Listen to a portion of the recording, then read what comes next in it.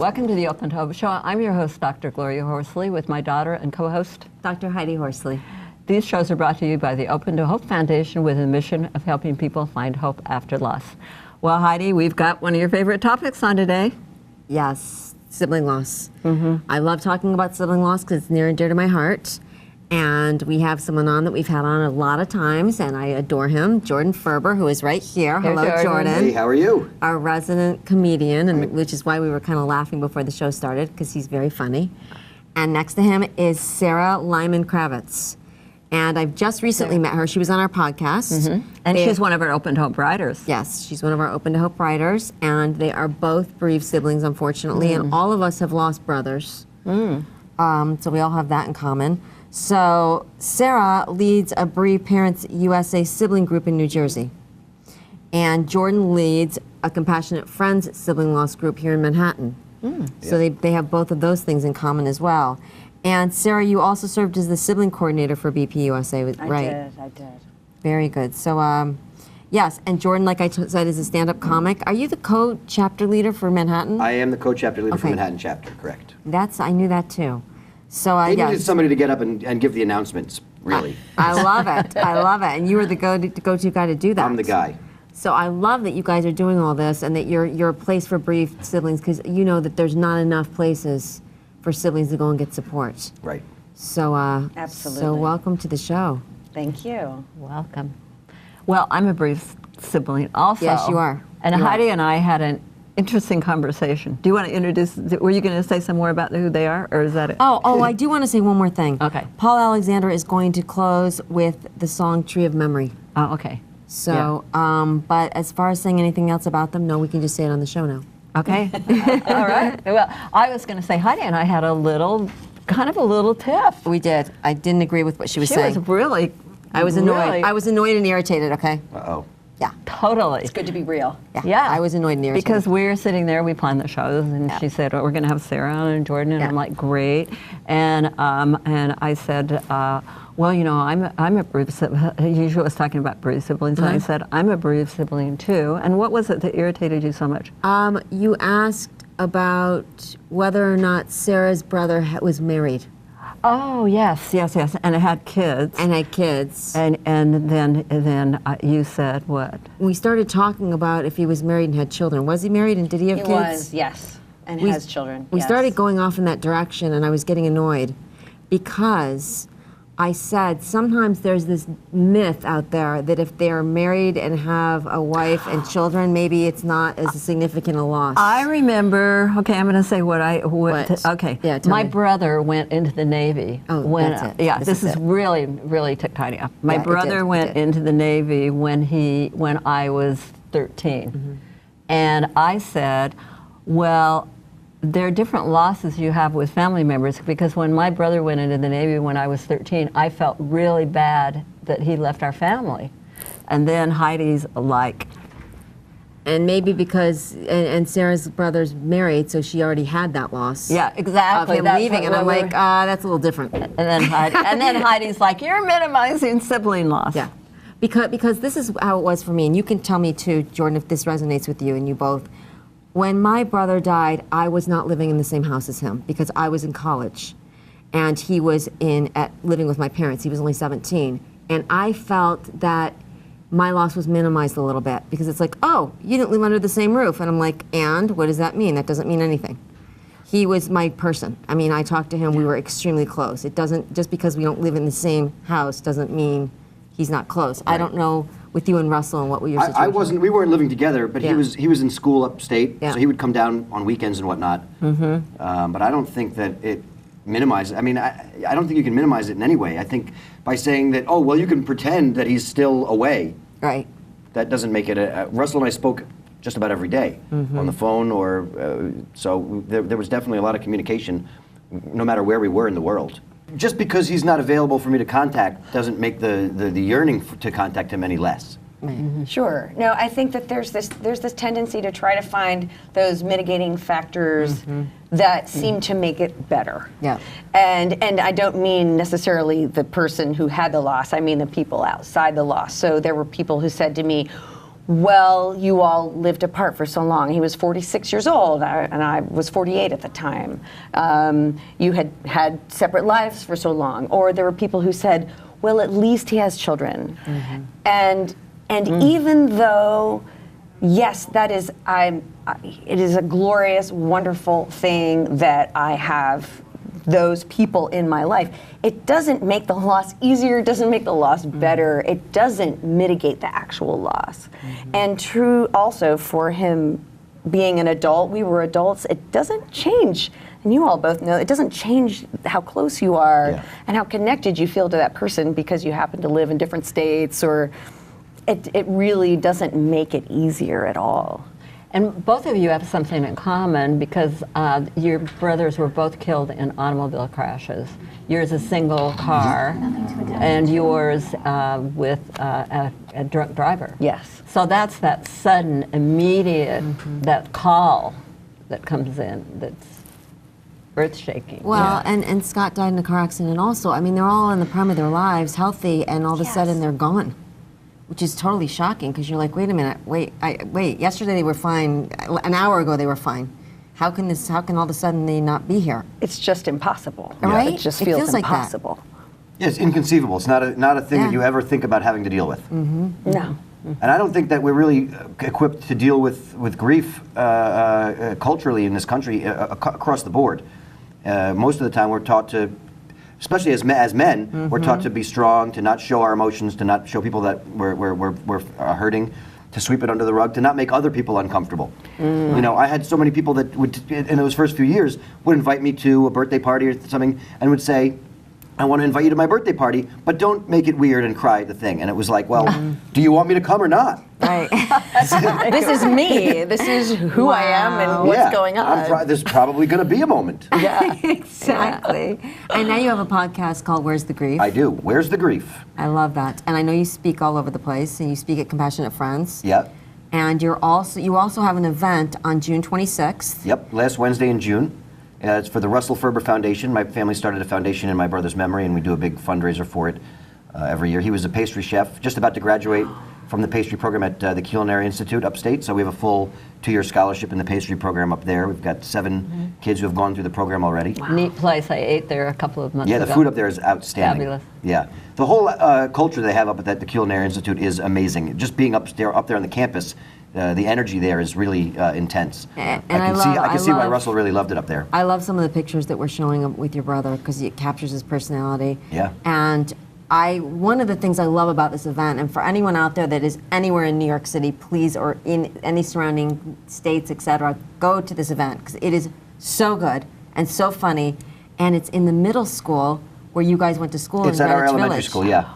That's so cool. Your elementary school. Yeah. I love that that's where you're having it. I tell you, it's very gratifying to go back to my elementary school and get applauded for the same things that got me thrown out of class while I was there. How things change. You know? Yeah. Full circle. And Sarah, tell us a little bit about your brother.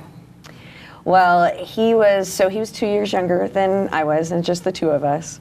And he was in ed tech, educational technology, and he was absolutely a visionary person when it came to seeing where things were going to go. He was driven to help students, and he had this perfect balance of work hard, play hard, that I think he spent most of his life trying to teach me to have a good time and relax and be present and enjoy my life a little more as more of a classic sort of oldest child. And in a way, we sort of reversed roles over time. I was the one who was sort of leading the charge, and he was the one, you know, enjoying life and forging his own path. And then later on in life, he had so much wisdom for me when I got to a certain point when I realized, oh wait, there are things I have to learn from him. And that's a big part of what's so hard for me with that loss, is that as adults, he was teaching me so much about having a vision for my career, being able to enjoy life and just live in the present a little better. So it's hard to lose that guide. You both gave me such rich pictures. I love the pictures we're showing right now, and I love the one where is it you that has you've thrown your arms around your brother's ankles? Yes. And you're on the ground. He's standing, and you're on the ground like this around him. I mean, it just captures like the sibling experience. Oh yes, and that coat he's wearing. At the time, I had a boyfriend had this herringbone coat, and my brother was fantastic clothes horse, loved clothes and unbelievable taste, and he said, I want a coat like that. So my parents got him a coat for Christmas, just like my boyfriend's coat, and he put it on, and I was pretending to be all the girls who were going to be like at his heels. No wonder. That was so Okay, you just said the big P word, the parent word. In my family, as I like to joke that we're pathological givers, it's just who we are, it's our DNA. And so I think initially we were all so focused on supporting one another. We were kind of dizzy from it. What do you need? What do you need? What do you need? What do you need? And not focused on ourselves. And you're in a state of, and especially with all of us with a sudden loss, you're just in a state of shock. I'm close with my parents, always have been, was close with my brother. We were a close family. So I think that it took a little time for all of us to realize that we needed our separate experiences, we needed our separate space.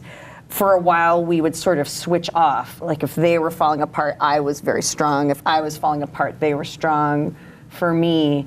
And but it was hard for me to pull away from them and just get what I needed on my own and to have my own experience, which I know is different from them. Even though at the same time we're all sharing the loss of this person, we had different relationships with this person within the family. Yeah.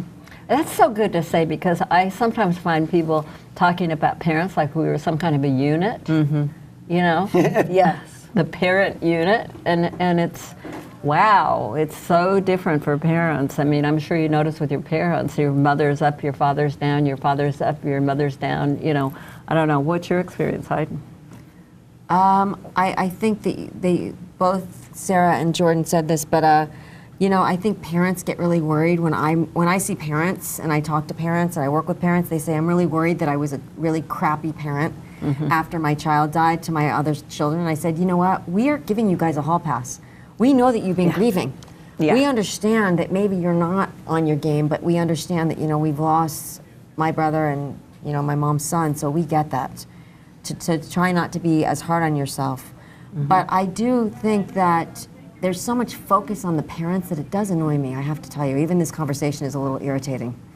Because once again, we're talking about our parents. How are you doing? You know, it's like, there's just not enough. I feel like it's everyone's always deviating us and, you know, trying to go in a different place and not, I don't know. How do you guys feel about that? I just feel like I should be able to give them the same kind of understanding that I hope that they would give me, you know, that we're on our different paths, you know. The elements of being annoyed at your parents that are natural, what was once 50% of their attention is now what feels like 150% of their attention. Exponential. So yes, it is exponential. If you think you're under a microscope, you are. Yeah. So they try to be more involved in my life than I think they might need to be in a lot of cases. But I try to tell them what I need from them in terms of giving me my own space to grieve the way I do and deal with things the way I do. And I think they've been I'm pretty lucky. My parents have been very giving in terms of space and time for me to do things my own way. Yeah, I've had a similar experience, and it is lucky because it doesn't happen to everyone. But my parents were so present for me and so acknowledging of the level of my grief. And in fact, my mother said to me a couple of times, I almost feel worse for you because you have never known a life without your brother. She said, for me, I had a whole, you know, adult life until I had a son. And so, but she said, it's your whole life. I was 2 years old. I never knew a time without him. And for her to recognize that meant a lot to me. So sweet. But I have talked to a lot of people, and I think out in the world, there is a difficulty in acknowledging the depth of the pain in a sibling. And I have talked to people who, under various circumstances, their parents were not able to be present for them. And when you look at it from a distance, you see everyone is showing up the best they can every day, but it doesn't mean that that's enough for the surviving siblings in certain situations. And it can be very challenging. I am totally impressed that your mother said that. I don't hear that very often. Yeah. I hear more of like, wait, we have a child loss. You know, this is the worst loss you can ever have is a child loss. The other thing is, and you both said this, we thought we were going to have many, many years with our brothers. Yes. Like many years, you know, Many years. and statistically speaking, most siblings spend 80 to 100% of their lifetimes with their siblings on the earth. Yeah. So I mean, you know, just all the milestones that we go through, all the things we go through, and they're not there. Yeah. And you just thought that they would be, because you thought you kind of take the journey through life together and die around the same time. Yes. It makes no sense. You know? So you have this whole image you construct, Yeah. and there we'll be on the beach in Cape Cod, and we'll be in our 80s, Yeah, and we'll right, be talking exactly. about, and then you'll tell me that thing that you never told me about what happened in high school. I still hold a lot of those stories. Yes. Key. They're Yes. going to the grave. I saw you guys with your cigarettes in the one picture that we were showing. It was Yes, so those hilarious. are cigarettes. That's another story that you're holding. You're holding in the vault, the sibling vault that we don't Yes. open. When everybody says your brother's been elevated to the status of God, yes, well, we're just going to keep it that way. That's right. That's right. Okay, as a parent, do I dare say this? But no, what I want to do is I would like you guys to talk about support for siblings, because I know you both, and Heidi too, I know all three of you. What do siblings need, and what are some of the supports that siblings can get? Well, I just think that when you get an acknowledgement from somebody that you're talking to about it, that isn't trying to fix it or tell you that what you should be doing or how you should be feeling, there's really no substitute for that. I think for me the thing that has been the most helpful is having people that are willing to listen, to sit with you and talk with you about it, and just listen. When people seek to either diminish what you're going through or try to find a way to rationalize why that thing's not going to happen to them, it's really all about just being present with the person that you're sitting with. So just feeling like somebody's hearing me and listening to what I'm saying. That there's no substitute for somebody just being there with you in that moment. Yeah. I agree. You know, that should is a toxic word. I have a friend who's a yoga teacher who's always saying, stop shoulding all over yourself. Yeah. It puts you in a place where you feel like what I'm feeling is not right, is not okay. But I agree. I think bereaved siblings need to feel heard and need to hear from other bereaved siblings. I know in my work with my bereaved sibling group in New Jersey, even though it's a very small group, there's such a sense of relief when we get together and someone says this and someone else says, oh, I've never, heard anyone say that before, or, workshops that, we've both done at conferences. There's this feeling of a connection and of acknowledgement, like I'm not crazy, I'm okay, and my pain is real, and my pain is important to be heard and to be understood by someone else. And I think that siblings need as much of that as they can get. And it kind of blows my mind that is all we need, and that for the most part, the society and people outside of our sphere tell us, you shouldn't be feeling this way. You should be taking care of your parents. You should be this, that, and the other thing. But ultimately, all I need is for you to shut up and listen to me. Right. Yeah. It's not. It's kind of crazy how simple it is, and how most people really just get it wrong. I agree with that.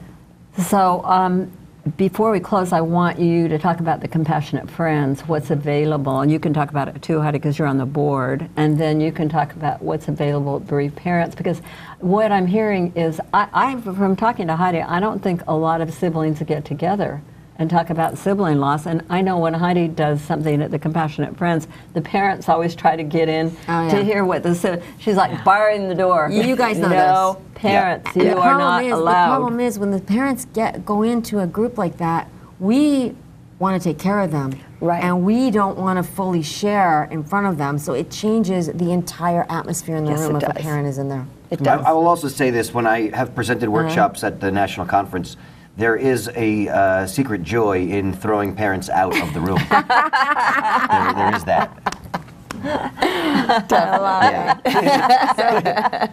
Okay, so the Compassionate Friends National Conference, you've got your chapter in Manhattan. Yes. If people want to go online, the Compassionate Friends, and find your chapter. Yep. You've got your chapter in New Jersey? Yes, Essex Okay. County. Okay, but you can, if they don't catch you there, they can catch you at Bereaved Parents. Yes, at the Bereaved Parents Annual Conferences in St. Louis this year. Okay. So I'll be giving workshops there, and some of them are siblings only, and my group is siblings only, which I think is really important.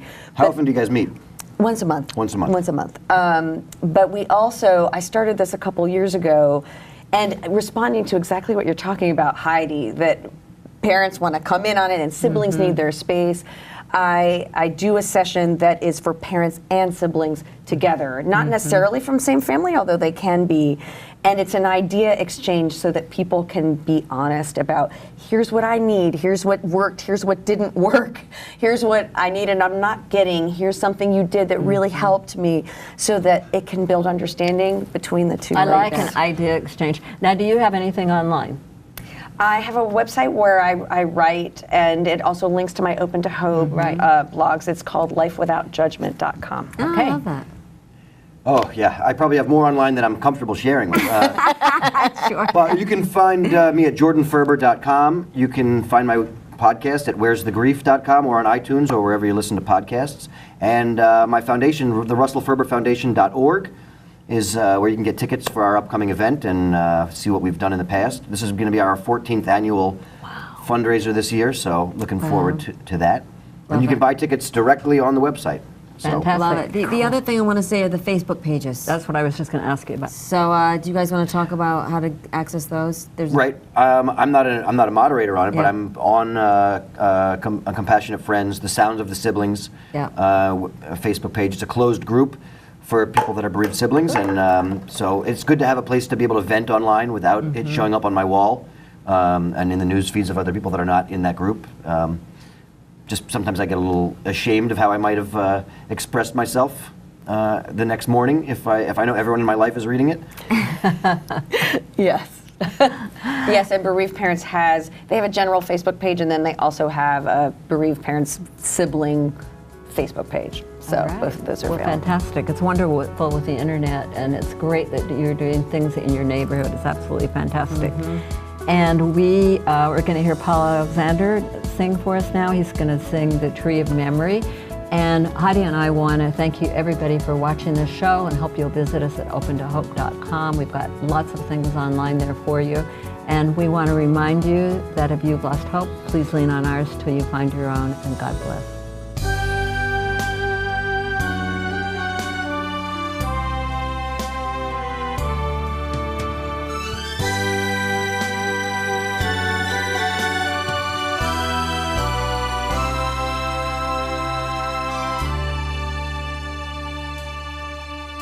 And forever this will be a tree of memory, growing tall, growing strong, with the promise that all we shared still belongs to the flow of a life, a legacy, a living sign that we are part of history forever.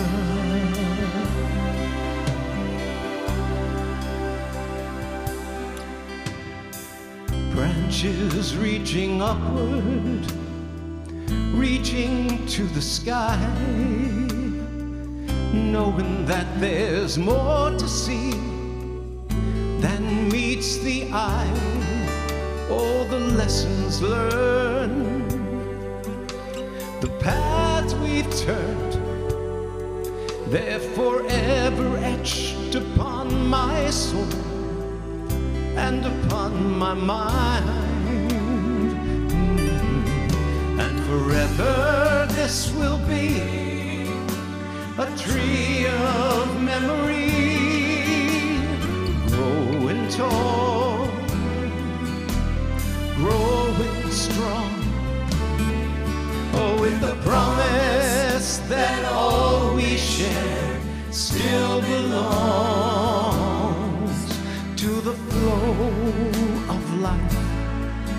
a legacy,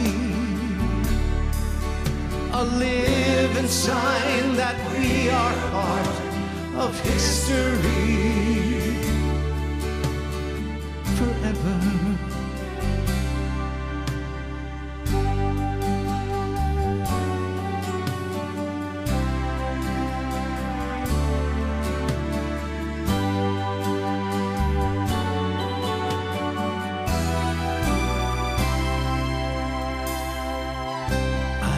Not forget you, though the tides of life have changed, and 1,000 dreams and 1,000 nights will take us from this day.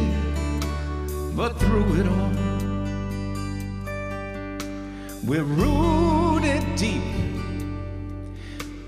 in a love that's ours to keep, nurtured for all time.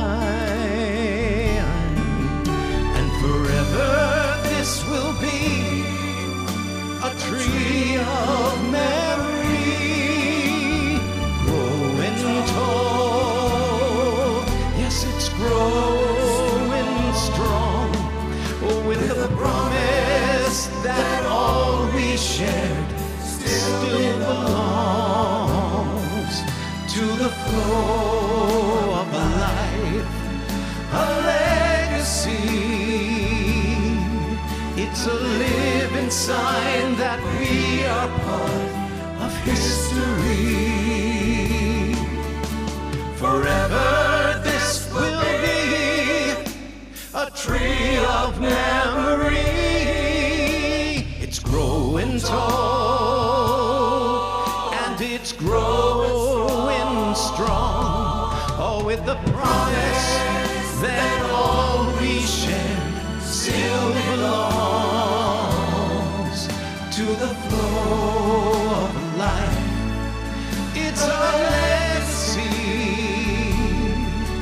a living sign that we are part of history.